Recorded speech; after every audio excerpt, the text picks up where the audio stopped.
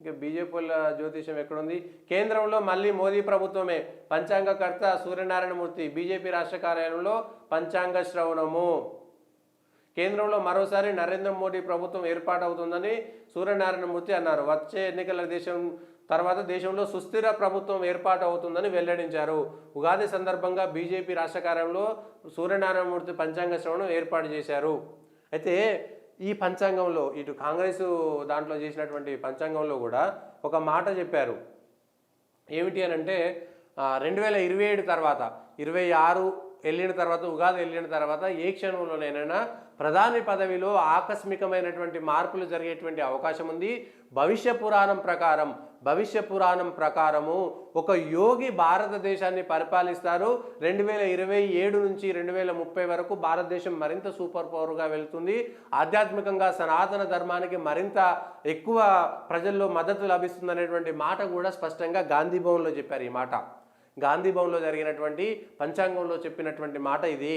అయితే నిన్న మన పొలిటికల్ వాయిస్ చెప్పినటువంటి పంచాంగంలో అనంతచారి గారు కూడా ఇదే మాట చెప్పారు. ఏమని? 2027 తర్వాత 26 ఉగాది తర్వాత ప్రధాని పదవిలో మార్పు వస్తుంది అనేటువంటి ఒక మాట కూడా చెప్పారు. సరే, జ్యోతిషంలో ఎవరు చెప్పినా కూడా ఇదే మాట చెప్తున్నారు. నిన్న గాంధీ బీఆర్ఎస్కు సంబంధించినటువంటి దాంట్లో కూడా ఈ మాట ప్రధానికి సంబంధించి 2026 తర్వాత ఒక మార్పు జరిగేటువంటి అవకాశం ఉంటుంది. రాజకీయాల్లో అనేకమైనటువంటి కీలక మార్పులు ఉంటాయని చెప్పారు. అయితే 2024 ఎన్నికలు అవుతున్నాయి. ప్రధానమంత్రి నరేంద్ర మోడీ నాయకత్వంలోనే భారతీయ జనతా పార్టీ వెళ్తుంది. అయితే భారతీయ జనతా పార్టీ గెలిచిన తర్వాత 73 ఏళ్ళు ఉన్నాయి నరేంద్ర మోడీకి. బీజేపీ ఒక నిబంధన పెట్టుకున్నది, 75 సంవత్సరాల తర్వాత, ఒకరో ఇద్దరో ముగ్గురుకో ఎక్సెప్షన్ కేసులు మాత్రమే ఉన్నాయి, కానీ 75 సంవత్సరాల తర్వాత రాజకీయంగా పూర్తి స్థాయి రాజకీయాల నుంచి పక్కకు తప్పుకోవాలనేటువంటి ఒక నిర్ణయాన్ని తీసుకున్నారు. సో నరేంద్ర మోడీకి కూడా 73 సంవత్సరాలు వచ్చినాయి. 2026 తర్వాత 75 సంవత్సరాలు పూర్తవుతున్నటువంటి సందర్భంలో ఆయన పెట్టినటువంటి నిబంధన ప్రకారం ఆయన ప్రధానమంత్రి పదవిని త్యాగం చేస్తారా? 12-13 సంవత్సరాల పాటు ముఖ్యమంత్రిగా ఉన్నాడు.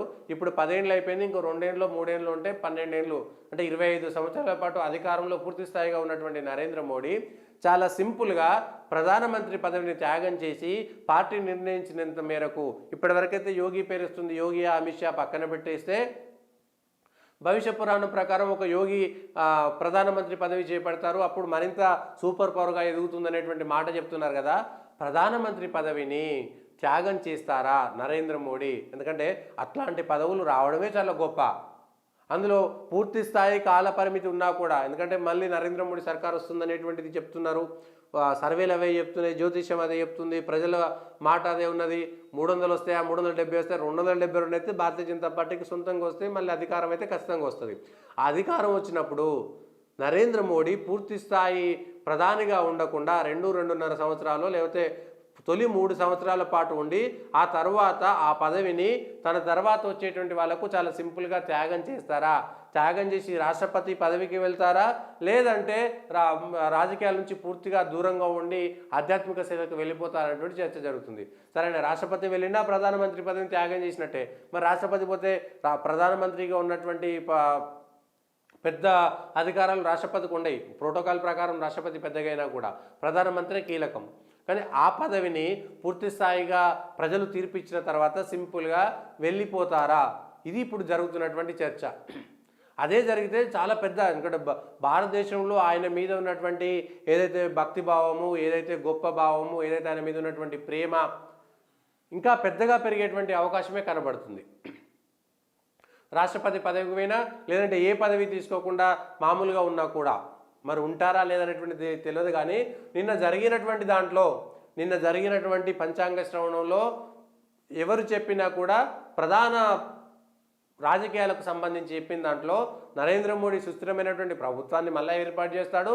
కానీ 2026-27 మధ్యలో ప్రధాని పదవి మార్పు జరుగుతుంది అనేటువంటి చర్చ జరుగుతుంది. నిజంగా అది జరిగితే మాత్రం దేశ చరిత్రలో గొప్ప రాజకీయ చరిత్రను లిఖించవచ్చు, సువర్ణ అధ్యాయంగా చెప్పవచ్చు. ఒక ప్రధానిగా ఉన్నటువంటి వ్యక్తి అంటే పివి నరసింహారావు లేదా గుజరాలో వీళ్ళంతా కూడా ఏం చేశారు? మిగిలినటువంటి వాళ్ళు వాజ్పేయి వాళ్ళకు సంబంధించినటువంటి పూర్తి మెజారిటీ లేకపోతే దిగిపోవాల్సినటువంటి పరిస్థితి వస్తే దిగిపోయారు తప్ప పూర్తి స్థాయి మెజారిటీ వచ్చినటువంటి వ్యక్తి మధ్యలో తాను పెట్టుకున్నటువంటి నిబంధన 75 76 సంవత్సరాలు వచ్చిన తర్వాత వెంటనే దిగిపోయేటువంటి అవకాశం ఉందా లేదా, ఆ తర్వాత కొత్త అభ్యర్థికి కొత్త వ్యక్తికి ప్రధానమంత్రి పదవి ఇస్తారా అనేటువంటిది జాగ్రత్తగా గమనించాల్సినటువంటి అంశము. సో ఈ జ్యోతిష శాస్త్రం ప్రకారము నరేంద్ర మోడీ క్లియర్గా ప్రధానమంత్రి పదవి నుంచి తప్పుకుంటారనేటువంటిది జ్యోతిష శాస్త్రం ప్రకారం చెప్తున్నారు.